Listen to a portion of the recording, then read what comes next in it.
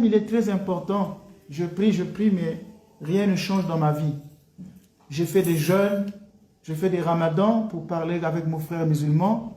Je fais des jeûnes, des carêmes, je fais des Jéricho, je fais des neuvaines, Marie qui défait les nœuds. J'ai tout fait, mais dans ma vie, tout est bloqué. Rien ne marche. Je prie, mais rien ne change. Et parfois, il y a des gens qui vont nous demander des prières. Ils vont dire, Père Ménas, donne-moi une prière. Je me rappelle encore, quand je faisais l'écoute à l'époque, c'était la demande fatidique. Les fidèles venaient toujours me dire, Père Ménas, donne-moi une prière. Une prière pour la guérison, une prière pour la délivrance, une prière pour ceci ou pour cela. Alors, ça c'est... Vous savez, même moi j'ai écrit des livres de prière.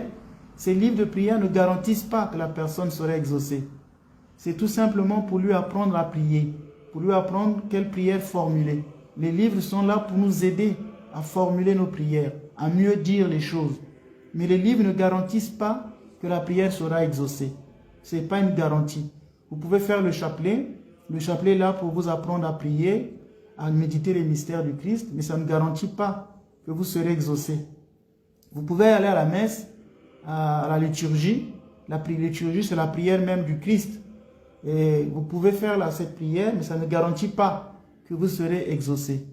Et donc, il y a des gens parfois qui pensent que parce que je veux faire telle prière, que telle prière serait puissante par rapport à l'autre prière. C'est faux.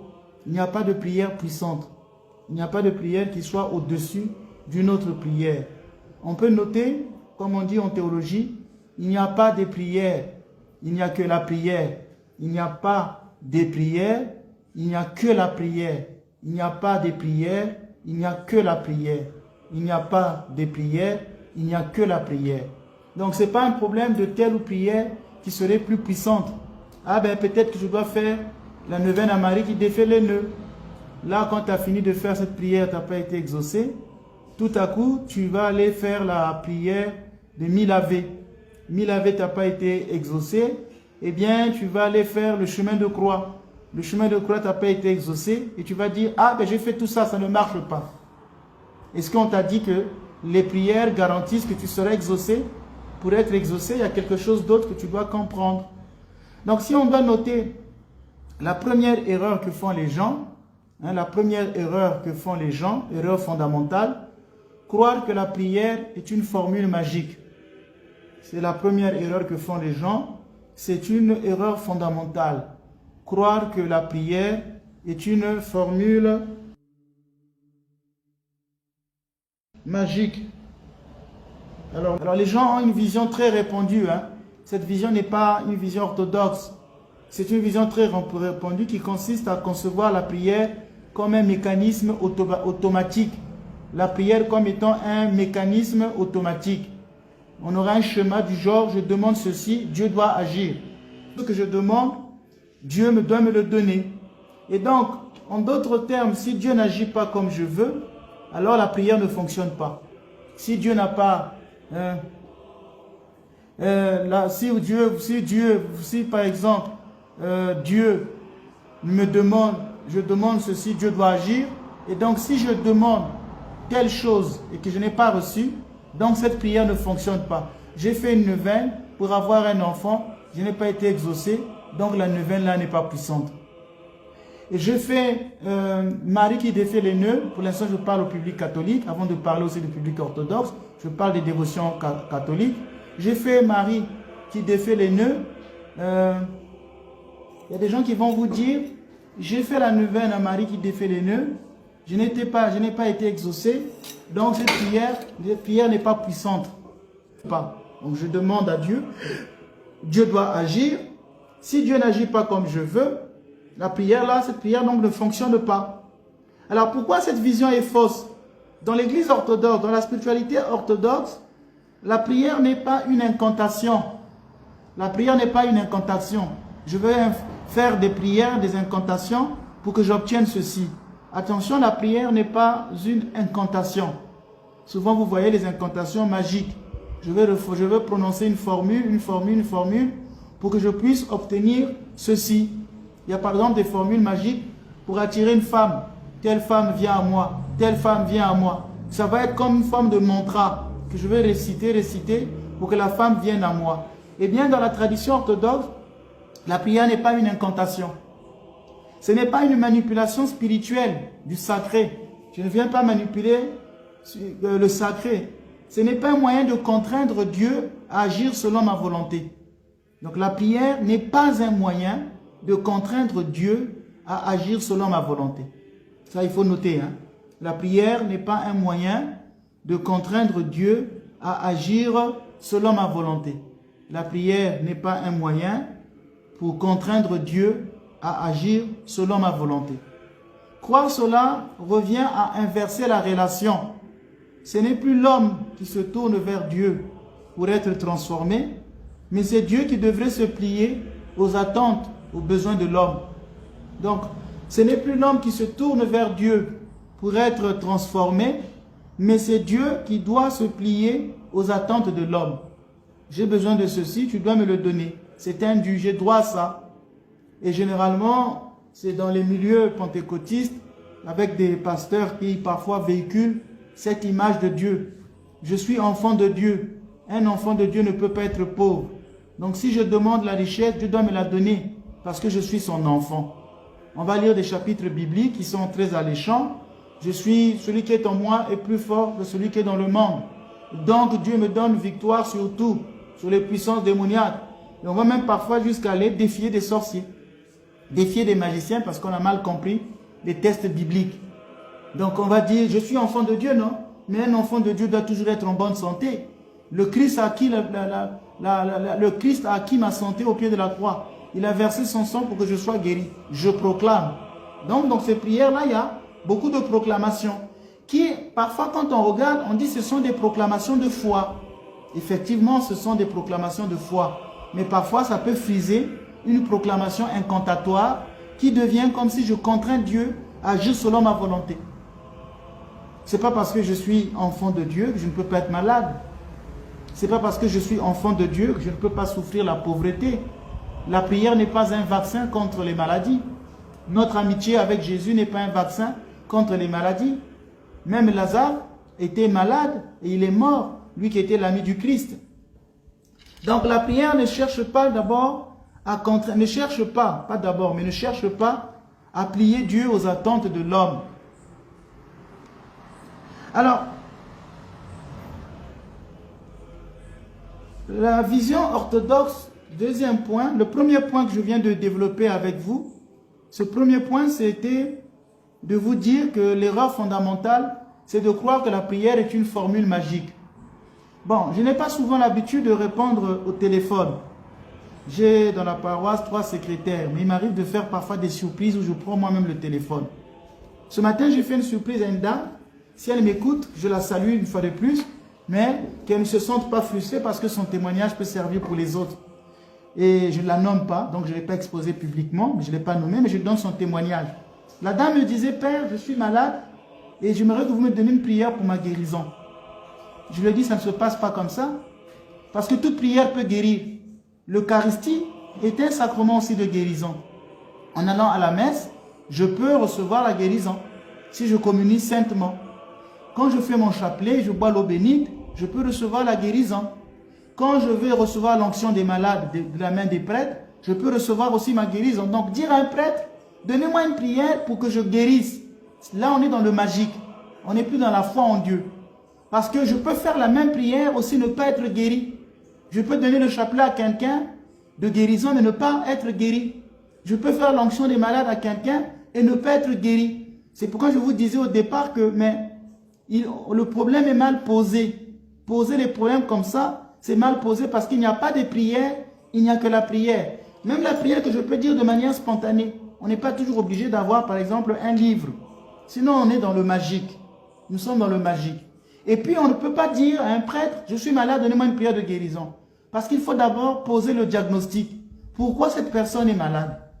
Une fois qu'on a posé le diagnostic, on sait la cause, on peut maintenant enlever les faits. Les gens cherchent d'abord à guérir les faits, mais ne cherchent pas la cause.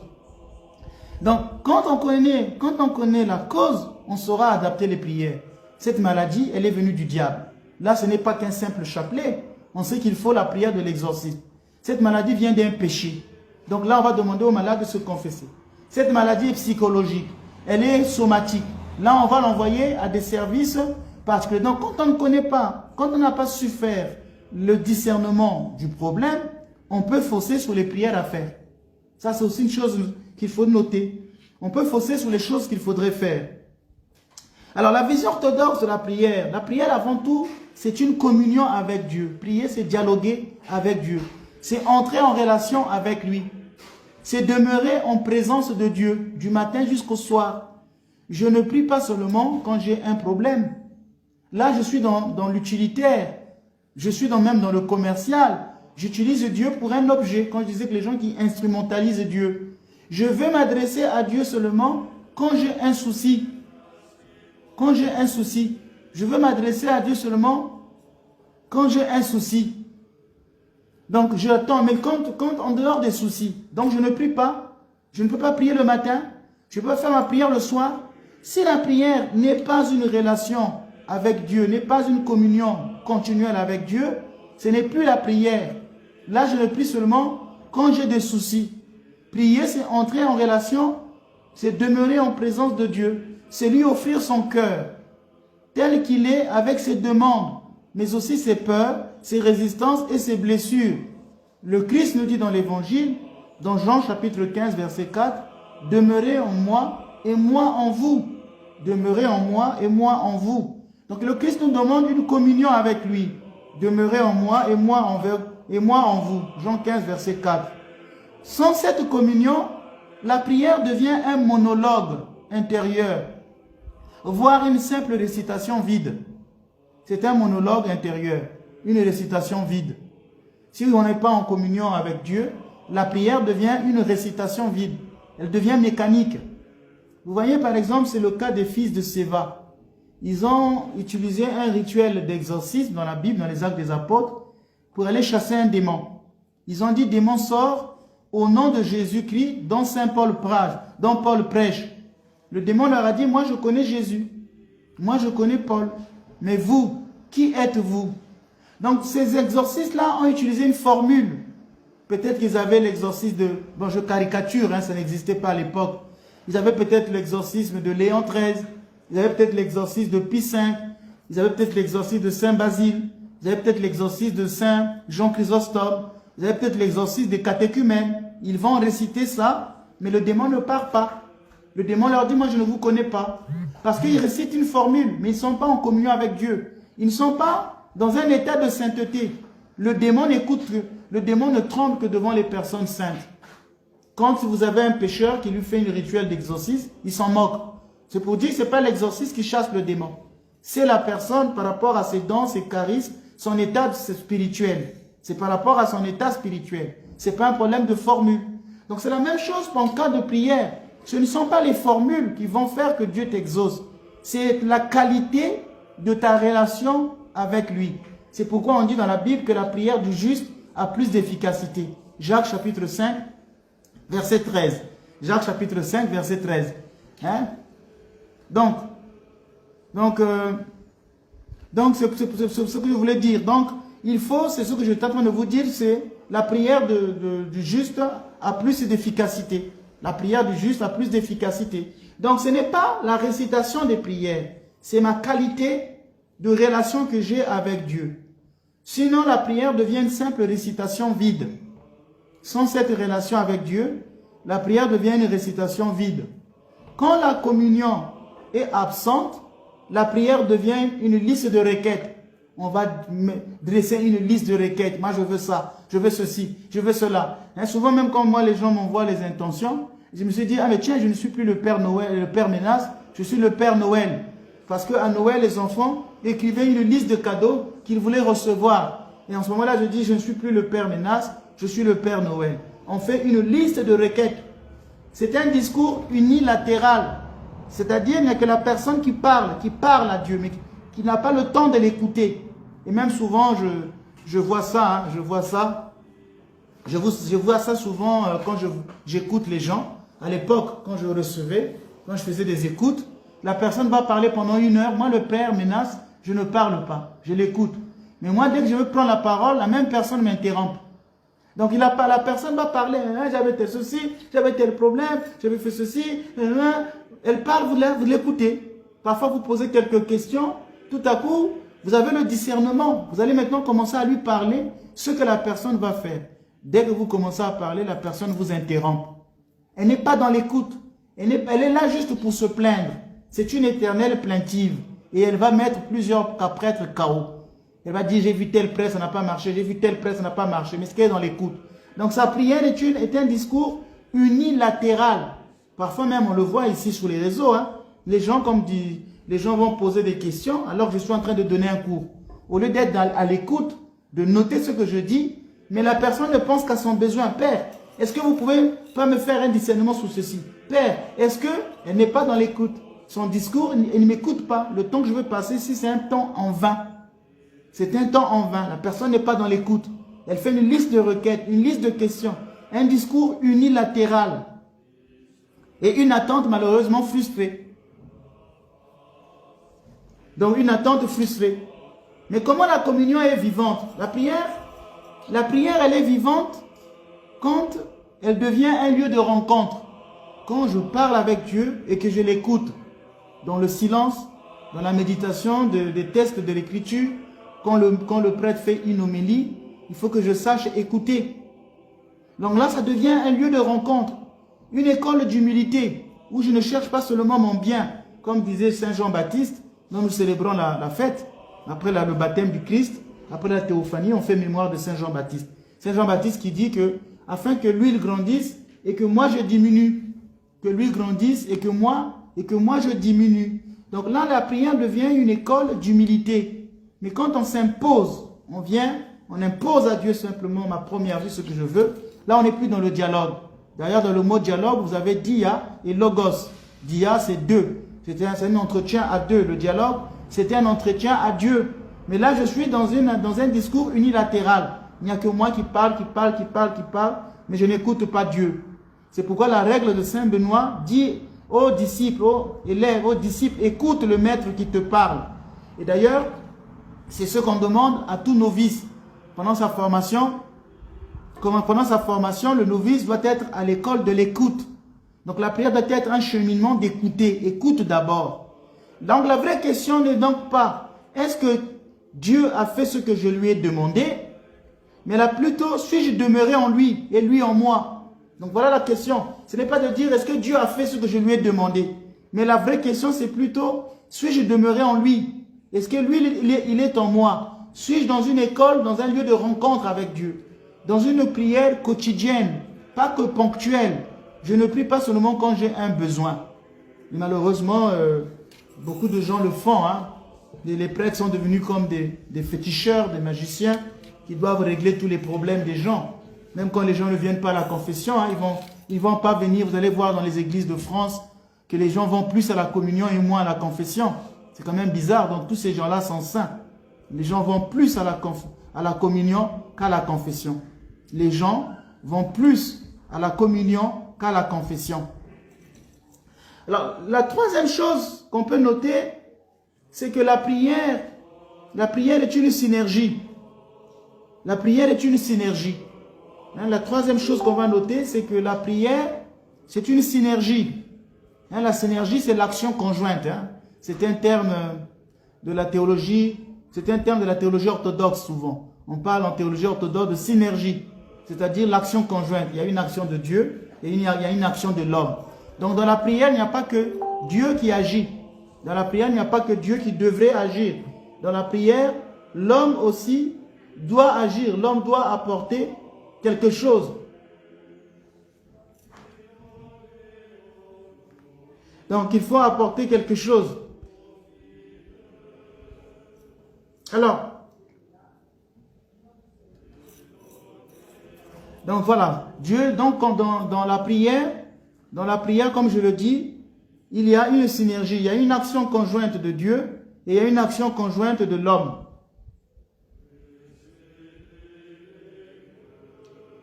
Alors, dans la théologie orthodoxe, la prière repose sur la synergie. Il y a la grâce de Dieu qui est toujours offerte et il y a la liberté humaine appelée à coopérer à cette grâce. Donc on note, Il y a la grâce de Dieu qui est toujours offerte dans la prière. Dieu vient vers l'homme. Il vient lui apporter sa grâce. La grâce de Dieu, elle est toujours offerte. Mais il y a la liberté humaine. Il y a la liberté humaine qui est appelée à coopérer. Donc il y a la liberté humaine qui est appelée à coopérer. Donc Dieu agit, mais ne viole jamais la liberté de l'homme. Dieu agit, mais ne viole jamais la liberté de l'homme. Donc souvent, je vois ça dans certaines prières que les gens posent comme question. Ils disent par exemple, Père, priez pour que mon fils arrête de l'alcool. C'est une belle intention. Hein? Moi, je crois aux conversions. Je crois aux conversions. Sainte Monique priait pour Augustin et Augustin s'est converti. Mais attention, si le fils lui-même n'a pas le désir d'arrêter l'alcool, d'arrêter la drogue, cette prière ne lui sera pas vraiment favorable parce que Dieu respecte sa liberté. Dieu respecte sa liberté. Donc il n'y a pas de prière sans liberté humaine. La prière n'est donc pas Seigneur, fais tout à ma place. Si toi-même tu ne fais pas quelque chose, Dieu ne peut pas venir agir. Par exemple, au mariage, aux noces de Cana, quand Jésus a transformé l'eau en vin, le miracle est venu de 90% de transpiration. 90% de transpiration. C'était 600 litres d'eau. À l'époque, ce n'est pas comme aujourd'hui, nous avons des pompes. Aujourd'hui, nous allons à la pompe, nous ouvrons notre pompe à eau, l'eau va couler et je suis là, j'attends. Hein. Je peux remplir 600 litres d'eau sans transpirer. Mais à l'époque, il y avait des puits. C'est pourquoi on dit ils ont puisé l'eau pour l'emmener au maître du repas. Donc 600 litres d'eau, ils ont beaucoup transpiré, ils ont souffert. Ils ont souffert en prenant cette eau. Et quand ils apportent à Jésus, le Christ donne la grâce. La grâce agit avec la volonté de ces gens-là. Donc ce qui veut dire que ils ont fait quelque chose et Dieu a mis la grâce. C'est la même chose pour l'aveugle de naissance. Il était malade, il ne voyait pas. Jésus lui dit, va te laver à la piscine de Siloé. Si l'aveugle n'est pas parti, il n'allait pas être guéri. Donc lui aussi doit faire des efforts. Il va chercher le chemin. Il doit faire des efforts pour participer à la grâce qui lui est donnée. Maintenant, si l'on voit bien, on a dit tout à l'heure qu'il y a la grâce de Dieu qui est toujours offerte, mais il y a la liberté humaine appelée à coopérer. Donc si l'on voit bien, il y a l'action de Dieu et il y a l'action de l'homme. Donc ça veut dire que si toi, tu pries et que tu ne changes pas les choses ne changeront pas. Tu pries pour avoir l'examen, mais tu ne fais pas, tu ne lis pas. Tu passes ton temps à prier, mais tu ne lis pas. Comment veux-tu avoir cet examen? Il y a quelque chose que tu devrais aussi faire. Tu demandes la grâce à Dieu, je voudrais avoir un mari. Mais quelle est ton attitude dans le mariage? Si tu te comportes mal, ton attitude n'est pas bonne, mais c'est sûr que je ne dis pas que toutes les femmes qui sont mariées ont de mauvaises vies. Il y en a d'autres, c'est pas ça. Il y en a d'autres, il y a d'autres principes. Parfois, ils ont été blessés et elles ont des difficultés à donner vraiment foi, confiance à un homme. Et ça va se traduire dans le couple. Je ne dis pas ça. Je dis que si tu veux te marier, mais que tu ne fais pas preuve d'humilité, d'obéissance, de docilité dans le couple, comment veux-tu aujourd'hui pouvoir te marier? Donc vous voyez que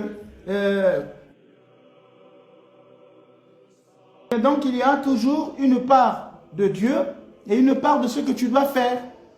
Tu ne peux pas, par exemple, il y a des gens qui parfois en Afrique, je donne un exemple parce que moi-même je suis africain et c'est pour aider mes frères africains.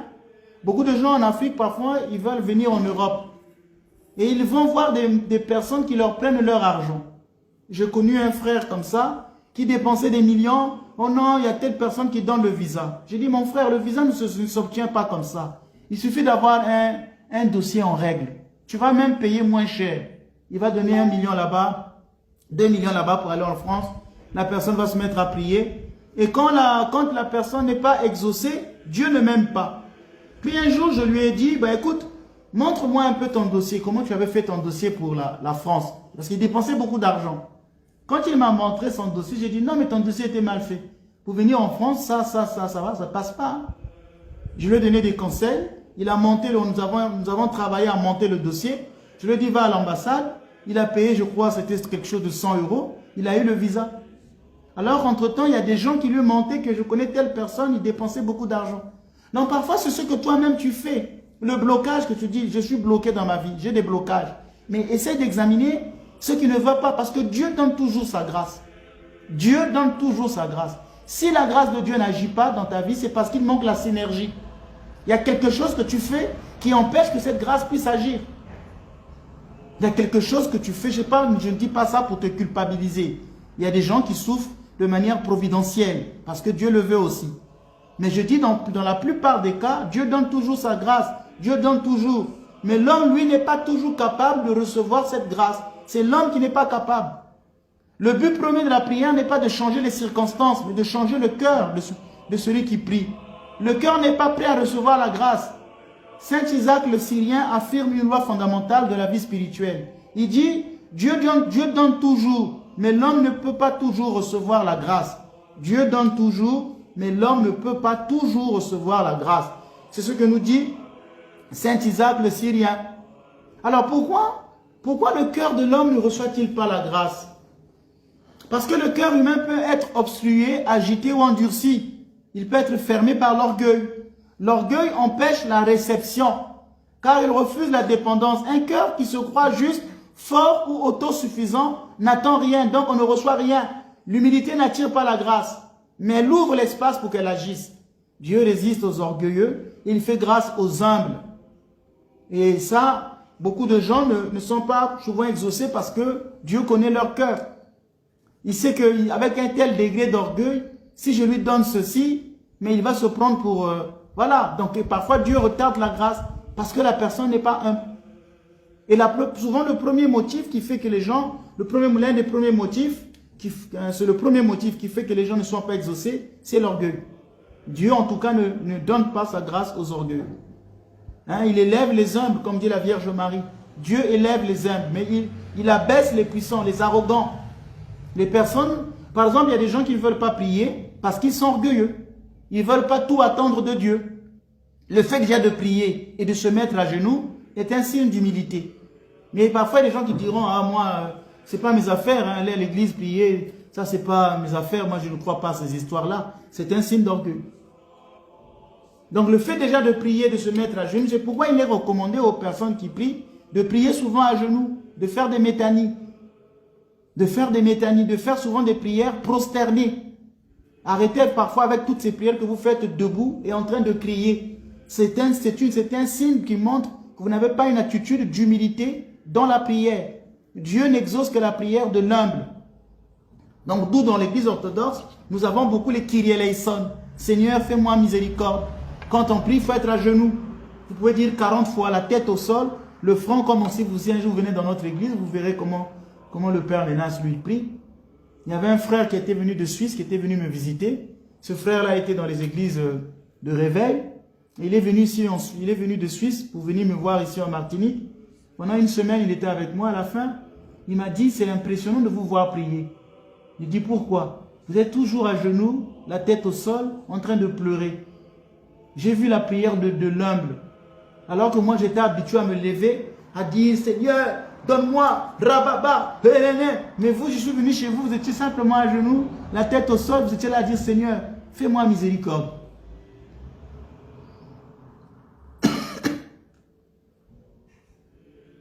Et donc, oui, comme donne ce témoignage de Madame Eben Det, je suis tout à fait d'accord avec vous. Il y a des gens, parfois, quand ils étaient pauvres, il faut leur laisser dans la pauvreté. Parce qu'une fois qu'ils vont être élevés par Dieu, ils deviennent très orgueilleux. Ils deviennent très orgueilleux. Et c'est pourquoi, parfois, Dieu n'exauce pas ces personnes-là. Il y a la deuxième cause, parce qu'ils sont agités par les passions. Les passions troublent l'âme. Les passions, hein, comme les voluptés charnelles, les passions de l'âme, les passions sensitives, les passions de la chair, comme la gourmandise, trouble l'âme comme un vent violent trouble l'eau. Même si la grâce est là, elle ne peut être perçue ni accueillie dans un cœur en agitation permanente. Colère, jalousie, peur, désir désordonné, tout cela disperse la tension intérieure et rend la prière instable. Je vous disais au début de cette vidéo, je vous parlais d'un frère qui est venu me dire, Père Ménas, mais vous priez pour les matchs et Dieu les exauce, mais moi il ne m'exauce pas. Apparemment Dieu s'intéresse plus aux matchs qu'à ma situation. Parce que ça fait 2 ans que je prie dans votre église pour avoir le travail. et Dieu ne m'exauce pas. Alors j'ai dit, ben, mon frère, c'est pas... Merci d'avoir un peu jugé Dieu, mais je veux prier pour toi pour que tu puisses obtenir le travail. Alors j'ai prié pour qu'il obtienne le travail intensement. J'ai prié pour lui, il a eu le boulot. Et quand il a eu le travail, il n'est pas venu donner l'argent à l'église, pour faire un don, il ne l'a pas fait. Il venait maintenant à l'église pour draguer les filles de l'église, de la paroisse. Il est sorti avec une, il a arrêté, il en est sorti avec une deuxième, il a arrêté, il en est sorti avec une troisième.